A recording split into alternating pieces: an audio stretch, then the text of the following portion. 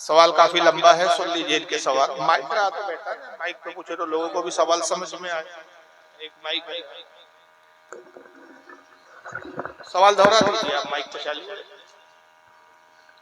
جی حضرت، میرا عرض کرنا یہ ہے کہ ہمارے یہاں مروجہ تعزیہ داری ہوتی ہے مکمل طریقے سے، تقریباً شروع ہی محرم کی تاریخ سے 10 تاریخ تک جو ہے لوگ تعزیہ بناتے ہیں، اور اس کے بعد اس کو گھماتے ہیں اور لے جاتے ہیں، اور کئی طریقے کی خرافاتیں ہوتی ہیں، اور اس کے بعد اعتراض کرنے پر بسا اوقات کبھی کبھی مسجد کے علماء کرام جو پڑھے لکھے حضرات ہوتے ہیں وہ یہ ترک دیتے ہوئے نظر آتے ہیں کہ بابو اگر یہ سب چھوڑ دیا جائے تو کئی لوگوں کے دلوں سے امام حسین کی محبت نکل جائے گی معاذ اللہ۔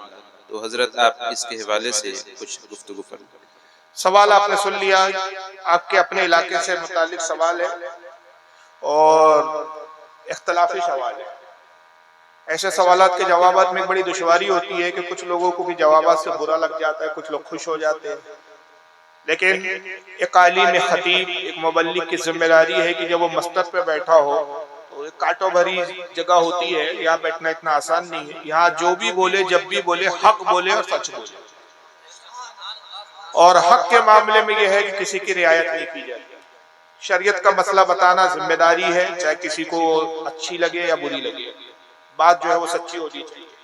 سوال آپ نے سماعت فرما لیا۔ سب سے پہلی بات کہ جہاں تک تعزیہ داری کا معاملہ ہے، ہم لوگ اعلیٰ حضرت کو اس صدی کا سب سے بڑا بزرگ اور عالم مانتے ہیں کہ، اور ظاہر ہے ان سے بڑا کوئی محقق ہمیں تو نظر نہیں آیا۔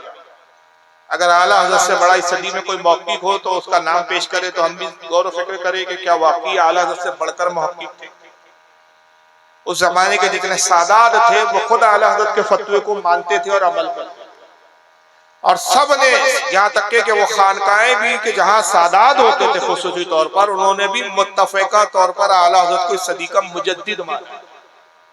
اور مجدد کا مقام کیا ہوتا ہے کہ مجھ سے مت پوچھئے، میں اپنے جملے نہیں دہرا رہا ہوں، مجدد ولایت کا اور عالموں میں وہ بڑا مقام ہے کہ حضرت خود مجدد الف ثانی شیخ احمد سرہندی رحمت اللہ تعالیٰ علیہ اپنے مکتوبات میں فرماتے ہیں کہ مجدد وہ ہوتا ہے کہ اس زمانے کا، جس زمانے میں مجدد ہوتا ہے، اس کے اپنے زمانے کا غوث بھی علم ظاہر میں اس کی طرف رجوع کرتا ہے۔ اس کی طرف رجوع کرتا ہے، وہ ہر زمانے میں غوث بھی ہوتا ہے۔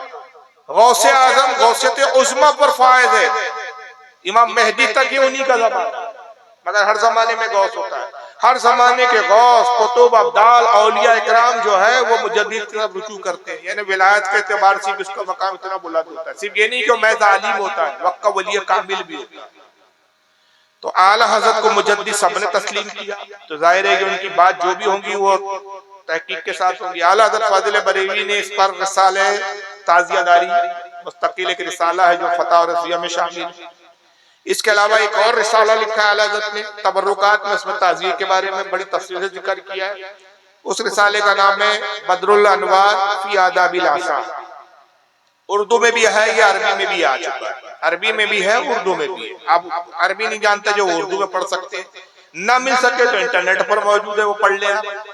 اعلیٰ فرماتے ہیں کہ حقیقی تعزیہ اس حد تک درست اور جائز ہے کہ جیسا ہو وہ امام حسین کا روزہ ہے، جیسا امام حسین کا روزہ ہے، اسی شکل کا اگر باشکل تعزیہ چھوٹا سا مختصر سا، کوئی بہت بڑا نہیں، چھوٹا سا بنا کے گھر میں رکھے، اور اس کے پیچھے نیت صالح ہو یہ کہ اسے دیکھو تو امام علی مقام امام حسین رضی اللہ تعالیٰ عنہ کی یاد آتی ہے، اس کو دیکھ کے امام حسین سے محبت کا جذبہ بیدار ہوتا ہے، ادباً تعظیماً اس کو رکھے اور تعظیم کے ساتھ اس کو دیکھے، تو اس حد تک وہ تعزیہ جائز ہے۔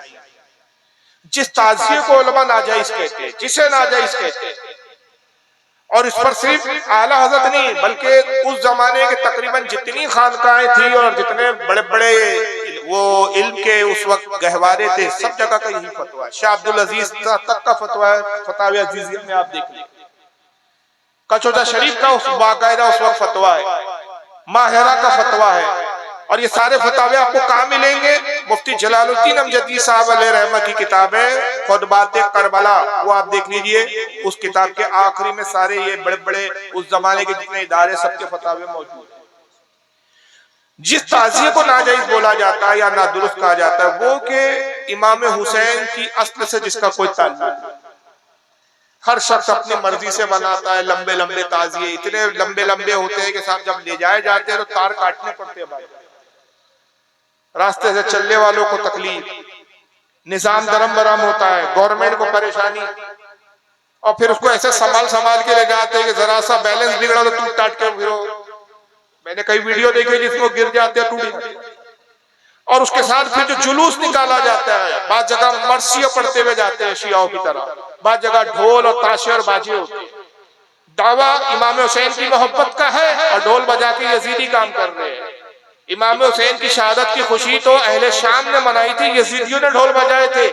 اہل کربلا جو تھے وہ تو اپنے غم میں مشغول تھے کہ ڈھول بجا رہے تھے. آپ تصور کرو یار, آپ کے ہمارے میت ہوتی تو اس دن ڈھول بجاتے کہ آدمی اپنے ہوش میں نہیں رہتا.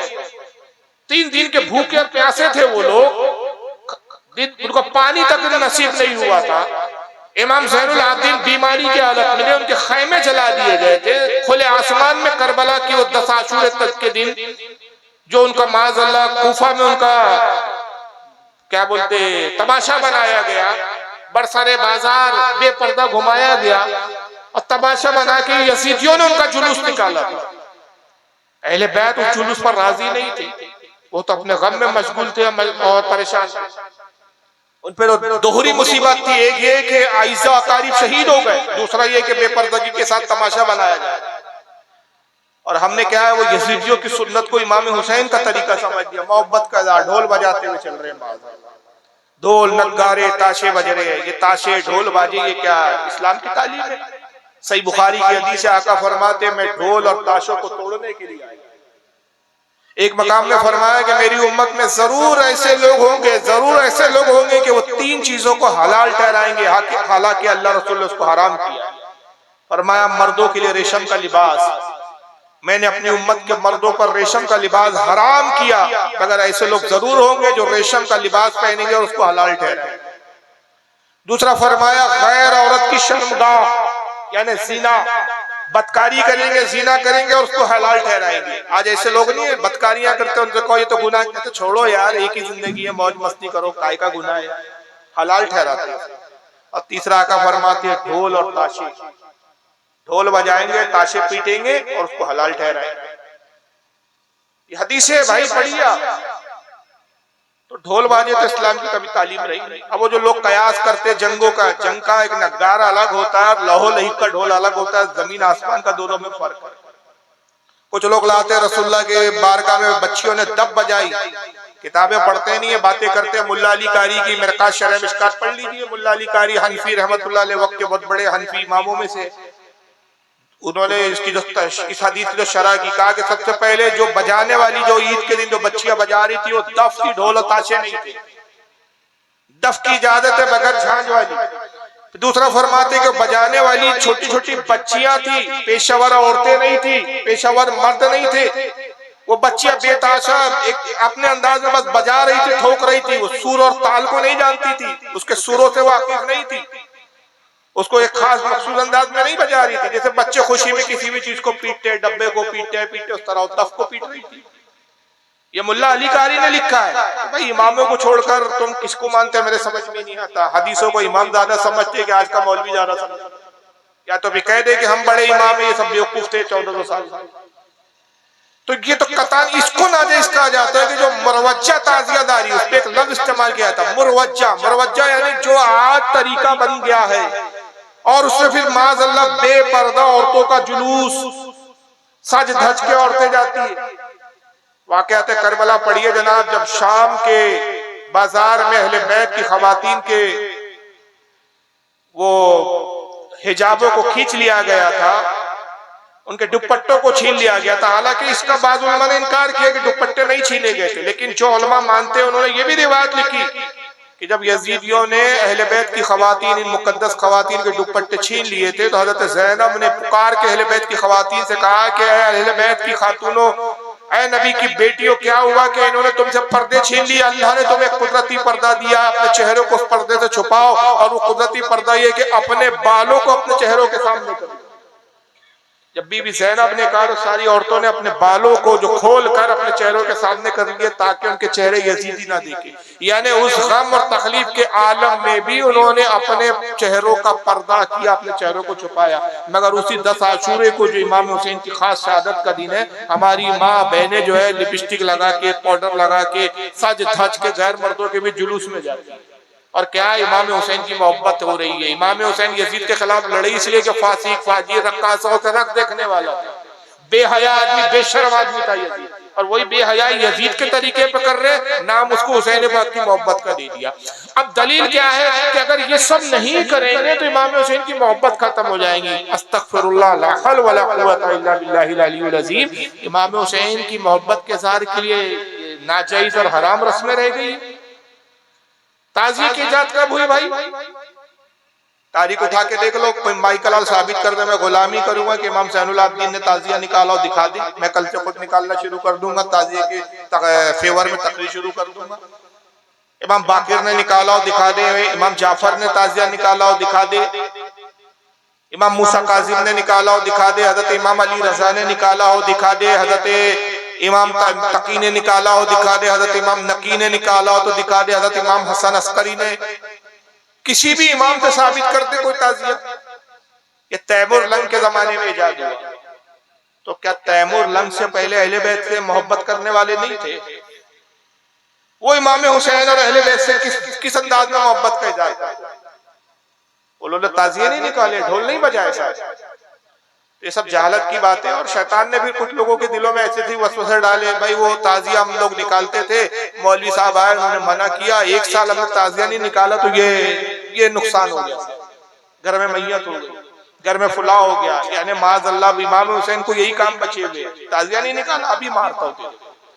دن بھر میں ہزاروں شریعت کی پامالی کر رہے ہیں، ہزاروں نبی کی سنتوں کو چھوڑ رہے ہیں، تو کوئی مر رہا نہیں، بیمار نہیں ہو رہا. مگر خرافات کو چھوڑو تو ابلیس وہاں جب بیماری آتی ہے ابلیس وسوسہ ڈالتا ہے، دیکھو گھر میں بیماری کیوں پتا، وہ تعزیہ نہیں نکالا اس کی وجہ سے یہ بلا آئی ہے. یہ سب شیطانی وسوسے ہیں. خدا کے واسطے شریعت پر عمل کیجئے، اس سے کوئی تبلیغ ہوتی نہیں ہے اور نہ یہ اسلام کا طریقہ ہے. قیامت میں سب چیزوں پہ سوالات ہوں گے. اور خاص طور سے اگر عالم اس طرح کرتے تو ان کی تو اور زیادہ ذمہ داری. قوم سے زیادہ اگر عالم بے عمل ہو تو اس پہ تو دوہرا عذاب. علم رکھتے ہوئے جہالت کا عمل کرنا. اللہ تعالی ہمارے مسلمانوں کو سمجھ کی توفیق عطا فرمائے. آئیے صلاۃ و سلام پڑھنے